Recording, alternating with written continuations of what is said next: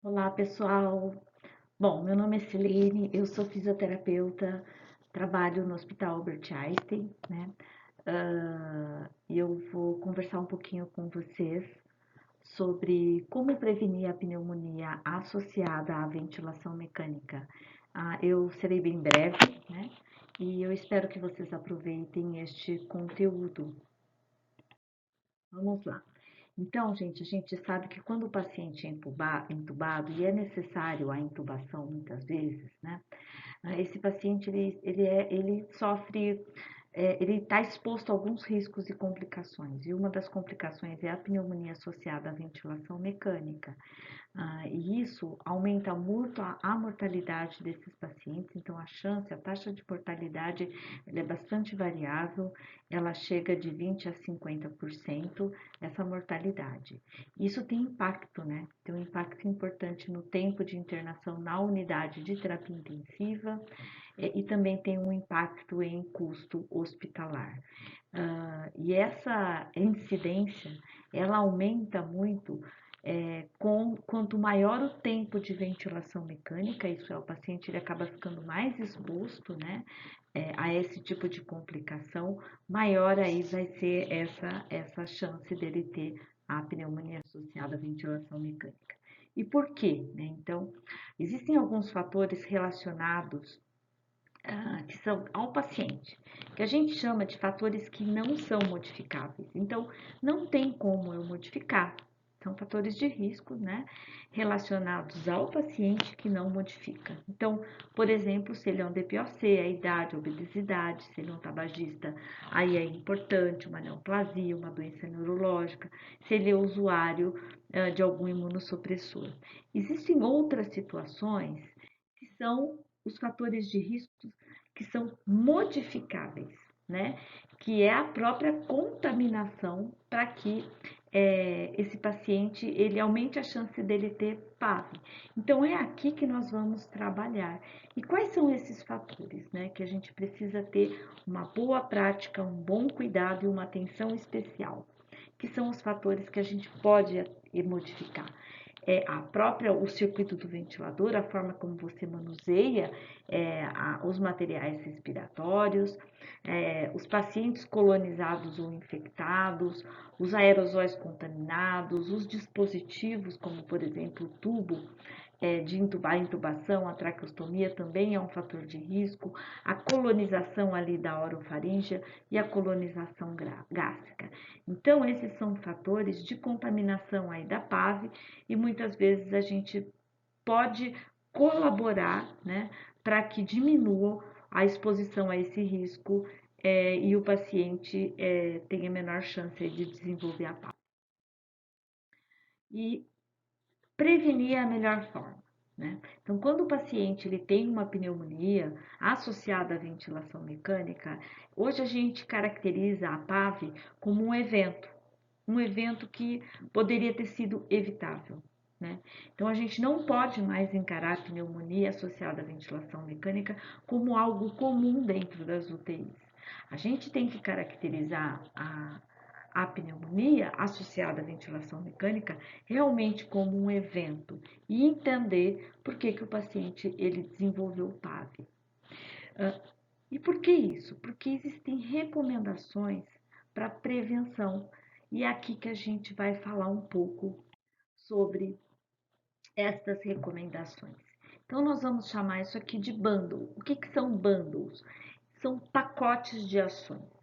São pacotes que eles não valem muito se eles não serem aplicados de forma o pacote como um todo. Então, não adianta eu, por exemplo, só usar um item do bando e falar que eu vou prevenir PAV. Isso não é verdade.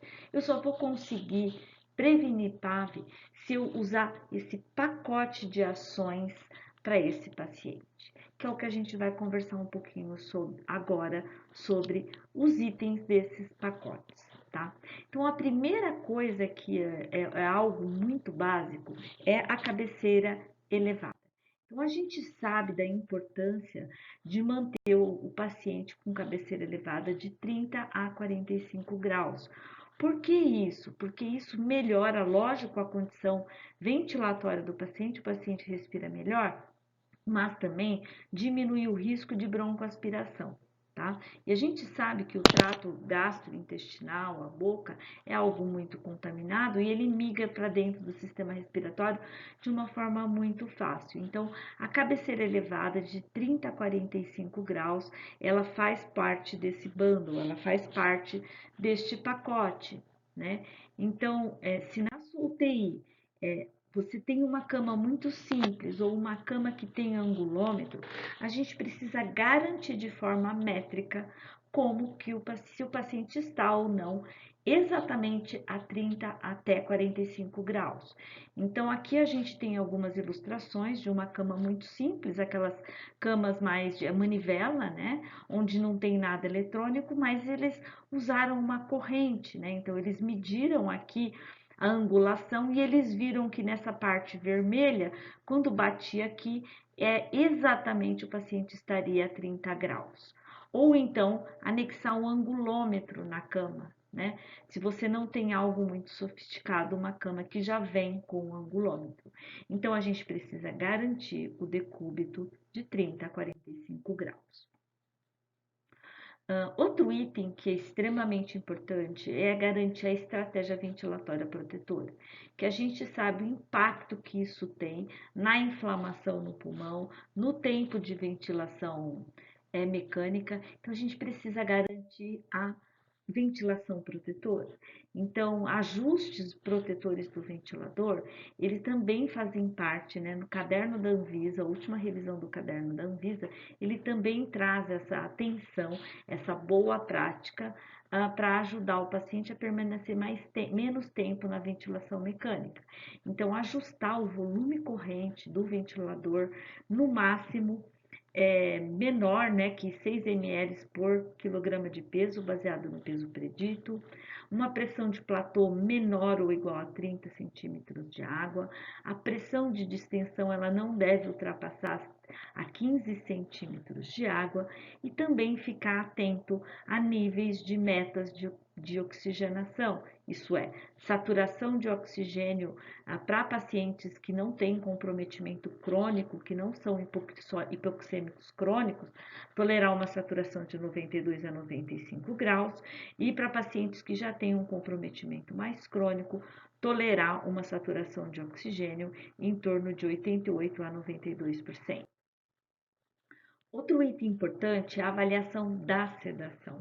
Hoje eu falo que o grande problema é a sedação, né? Então, quanto menos o paciente fica sedado, melhor para os nossos pacientes, porque eles vão conseguir se movimentar mais, eles vão conseguir respirar melhor, e a gente, no caso de uma indicação precisa da sedação, lógico, utilizar a sedação. Então, a gente orienta a analgosedação, né?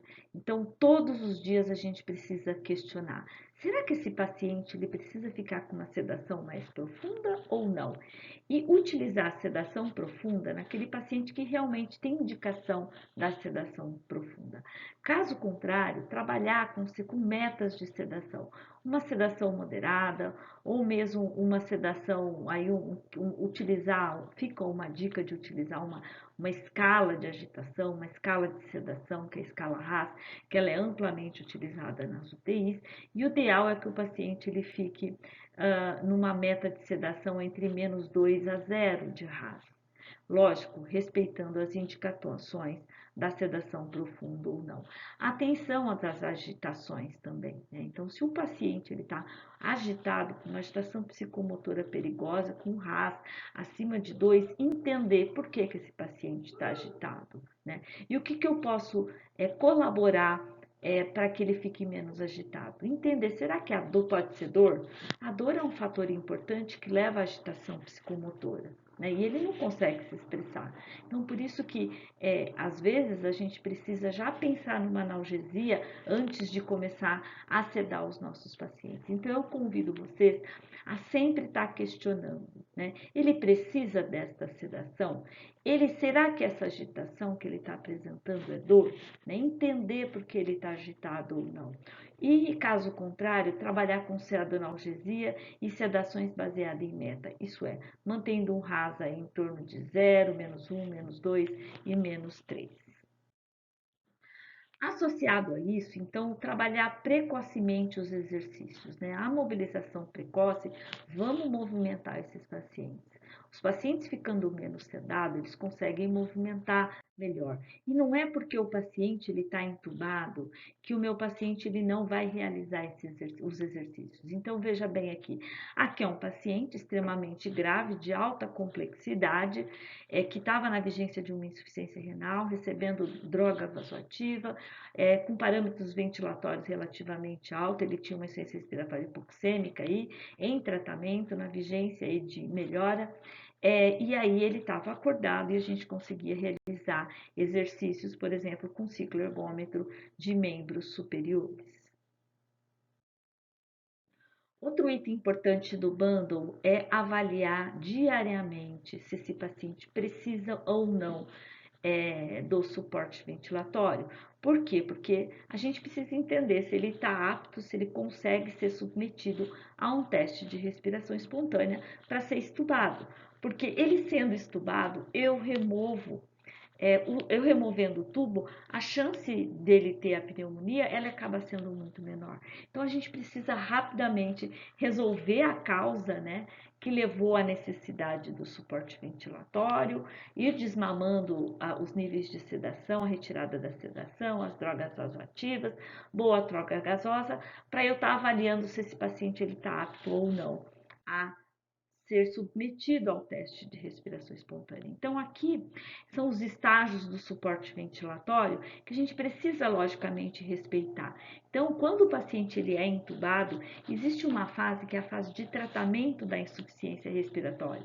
Então, naquele momento, a gente sabe que aquele paciente ele não tem condições de ser submetido a um teste de respiração espontânea. Só que existe uma fase que a gente tem a suspeita, opa, esse meu paciente ele estava ruim, mas ele parece que está apresentando sinais de melhora. Então, eu consigo enxergar isso a todo momento, às 24 horas, que meu paciente está melhorando ou não. Né? E avaliar se ele está pronto para ser desmamado ou não, porque se ele estiver pronto, eu tenho que submeter ele a esse teste de respiração espontânea e não demorar muito para estubá-lo. Né? Só que não acaba aí. A gente sabe que quando eu estubo o meu paciente, ele pode ir para dois caminhos. Um caminho de ficar bem, ou um caminho de não ficar bem e precisar ser reentubado. Eu também não quero que o meu paciente ele seja reentubado. Né?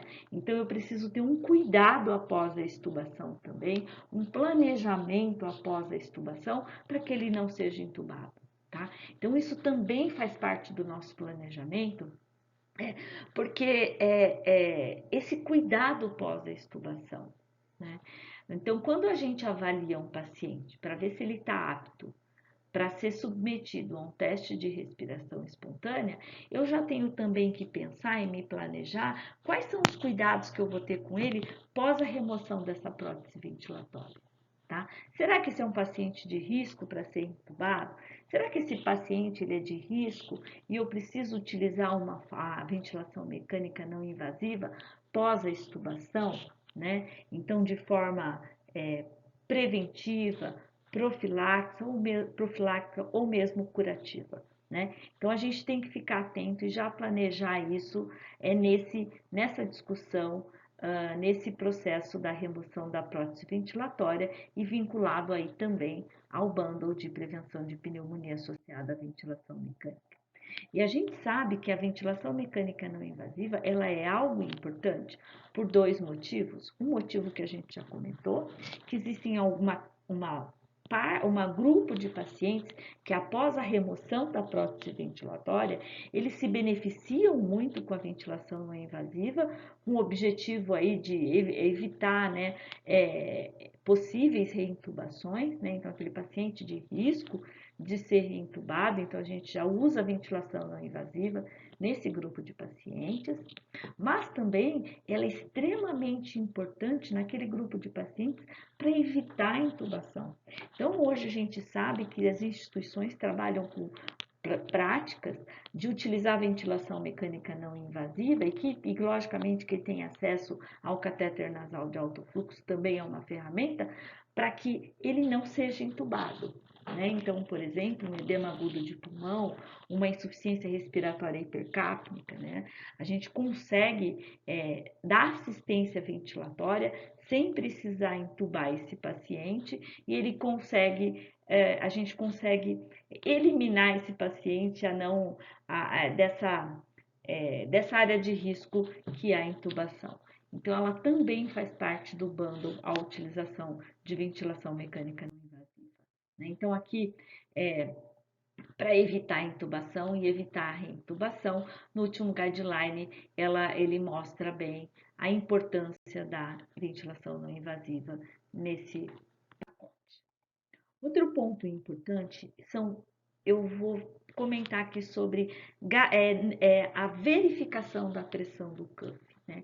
Então, a gente sabe que quando o paciente ele é intubado, é importantíssimo a gente garantir, primeiro, o bom posicionamento, o correto posicionamento do tubo, que ele fique em torno de 2 a 3 centímetros acima da carina, uma adequada fixação para que ele não fique movimentando muito esse tubo na boca e na via aérea desse paciente. Né? E outra coisa importante é a monitorização da pressão de cuff com cufômetros, né? De preferência com cufômetros. Eu sei que em algumas UTIs não tem essa rotina, algumas UTIs não tem o cufômetro. Então, como é que eu posso monitorizar essa pressão?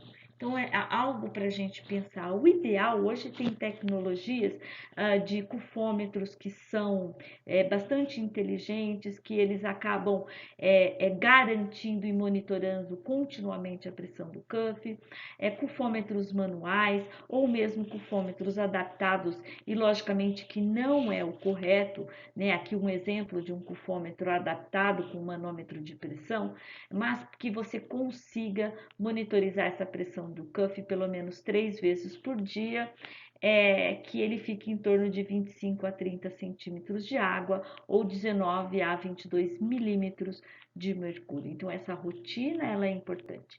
É lógico que a gente não vai ficar toda hora medindo essa pressão do cuff, que não tem necessidade, mas a gente precisa estabelecer aí uma rotina de monitorização, porque a gente sabe que um cuff pouco insuflado, ele não garante a proteção das vias aéreas, então facilita a migração de secreções, mucos, enfim, para dentro e micro-organismo para dentro do sistema respiratório, e também um cuff muito insuflado pode levar a complicações na parede da via aérea, como isquemia, ulcerações, malácias e assim por diante. Então, essa rotina, ela também é importante ser garantida na nossa prática diária.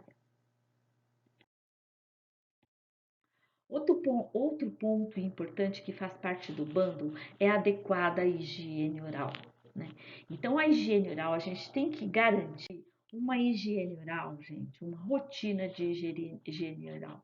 Tem algumas instituições que fazem a rotina de pelo menos 3 vezes por dia, pelo menos a cada 4 horas, isto é 4 vezes por dia, me desculpem, pelo menos 4 vezes por dia, a cada 6 horas, estabelecer uma rotina e garantir que essa higiene oral ela seja feita com qualidade.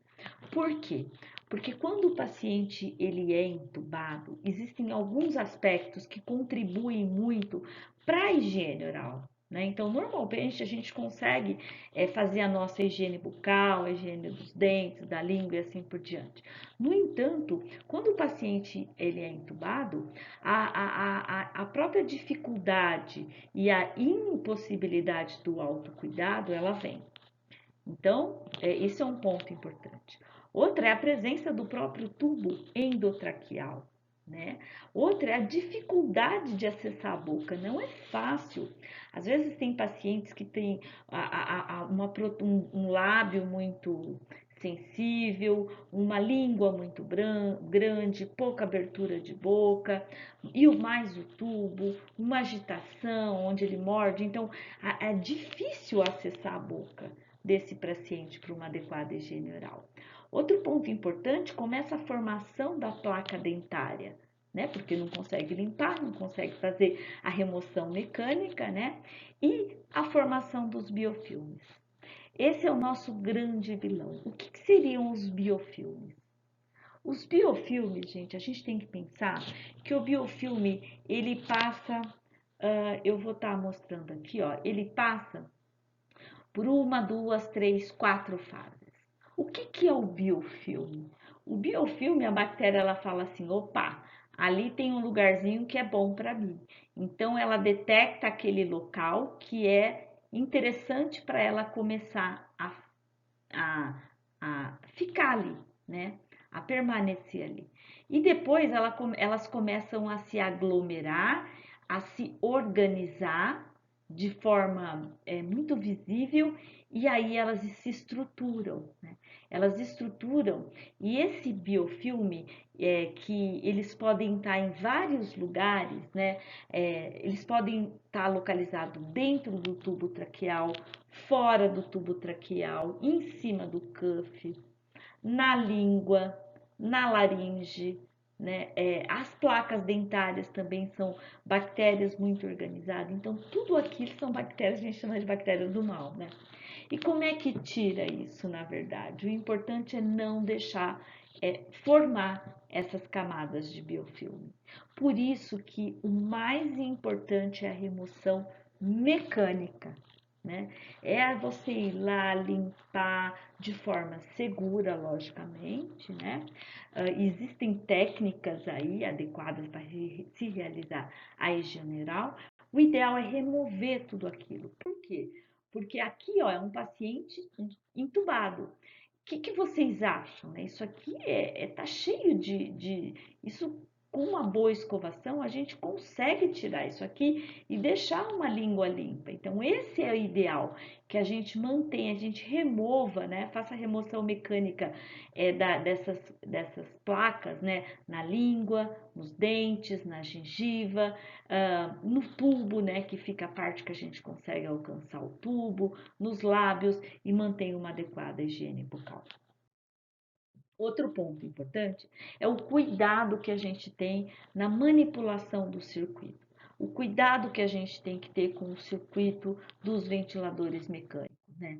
Porque se a gente for pensar, o paciente ele é entubado. Todo mundo fala assim, ele é entubado, então já é uma área contaminada. Não, não. Isso não é verdade. Então a gente tem que tomar assim, tem que ter uma rotina de cuidado com o circuito do ventilador mecânico. Então, o que se recomenda? Né?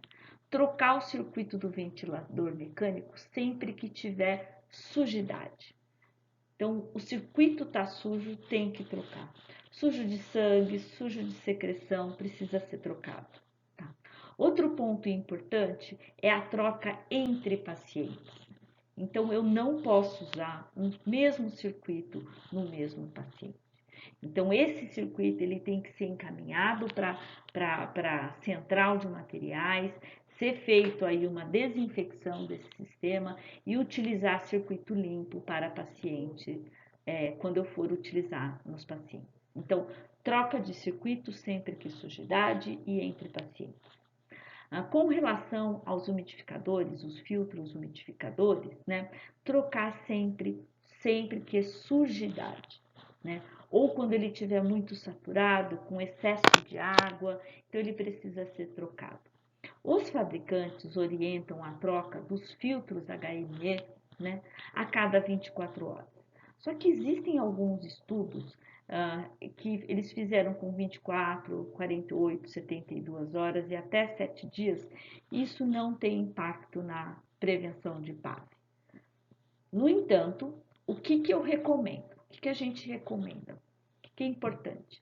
Estabelecer uma rotina de troca, tá? Então, se a minha instituição, a nossa rotina é trocar a cada 48 horas, ou a cada 72 horas, ou a cada 5 dias, ou a cada 7 dias, né? Então, a gente estabelecer essa rotina e garantir essa troca, tá? Então, aqui é um exemplo de uma fotografia, né? Aqui essa fotografia, ela mostra, ó, que esse circuito, ele foi, tá de ponta cabeça, vocês me desculpem, ele foi trocado no dia 4 do mês 3, no período da manhã. Então, se a próxima troca é a cada 72 horas, eu vou trocar a cada 72 horas e todo mundo sabe quando ele precisa ser trocado. Tudo bem? Outra coisa importante com relação ao cuidado do circuito ventilatório é a evitar condensado. A gente sabe, eu vou até passar um filminho aqui, ó. A gente sabe que aqui essa região ela costuma formar muito condensado, né? Formar muito condensado. O filtro HME, ele vai umidificar. Então, ele vai formar condensado, tá? Só que assim, o que é importante a gente fazer? Tentar diminuir essa área de condensado e quando formar essa área de condensado, remover este condensado de forma asséptica. Isso é, higienização das mãos nos momentos corretos, né? Porque você vai fazer um procedimento, o tubo é algo invasivo e você pode translocar micro-organismo para dentro da via aérea, então realizar a higienização das mãos, utilizar adequadamente os EPIs, estabelecer uma rotina onde eu vou desprezar esse condensado, né? Onde eu vou desprezar esse condensado, depois realizar novamente a higienização das mãos, né? Porque a gente chama de translocação, levar alguns micro-organismos do mal para dentro do sistema respiratório através das nossas mãos, tá?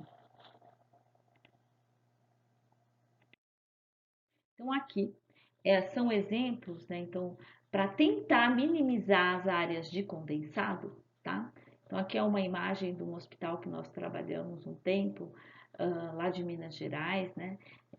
Eles estabeleceram os bundles de prevenção de PAV, então, eles posicionavam exatamente o circuito ventilatório de forma segura para que não formasse aquele cotovelo, né? Aqui também, olha, aqui foi num outro hospital que a gente trabalhou, ele utilizava o sistema fechado, então através do braço do ventilador, sempre o filtro fica acima, para evitar, eu vou voltar aqui novamente esse slide, para evitar o acotovelamento, tá? Bom, vamos lá. E com relação à aspiração traqueal? Né? Será que a gente tem que ter alguns cuidados para prevenir a PAV? Com certeza, né, gente? Com certeza. Mesmo com o sistema aberto, ou com o sistema fechado. Por quê? Porque os micro-organismos, eles estão em todos os lugares ali, né? E eu posso, através das minhas mãos, translocar micro-organismos, muitas vezes de superfície, para dentro do sistema respiratório, tá? Então, a gente precisa ter uma rotina de aspiração. Então, aqui, se alguém se interessar, eu tenho os últimos guidelines de aspiração, tá? Onde eles comentam muito sobre a técnica de aspiração, as indicações das aspirações, que eu não vou entrar em detalhe aqui, só que eu queria chamar a atenção que nesse guideline eles pedem que, eles orientam, eles recomendam que a aspiração ela seja de forma asséptica, técnica asséptica. O que é uma técnica asséptica? É uma técnica limpa, tá? Então, eu convido vocês a reverem a técnica de aspiração e por quê, né? Porque quando eu gosto muito dessa fotografia aqui, dessa imagem, porque assim, por que a gente tem que utilizar técnicas assépticas, né? Porque as nossas mãos são os grandes vilões, né? Tocadas frequentes aumentam o risco de infecção. Então, obedecer os momentos da higienização das mãos, eles são super importantes, porque em todos os lugares do ambiente assistencial e no ambiente do paciente vão ter micro-organismos. E o que eu não quero que aconteça é translocar micro-organismo, por exemplo, um micro-organismo de superfície que fica no avental, na roupa do paciente, né, na pele do paciente, para dentro do sistema respiratório, tá? Então a gente precisa tomar esses cuidados. E eu convido todos à prevenção não só da pneumonia associada à ventilação mecânica, mas de todas as infecções relacionadas à saúde.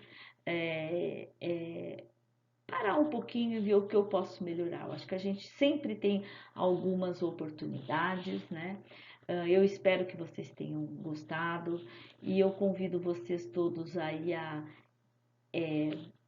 revisitar esses itens, né? A reavaliar diariamente como é que tá, se eu estou seguindo este pacote de medidas, né, de prevenção de pneumonia associada à ventilação mecânica. Muito obrigado e a gente está à disposição de vocês.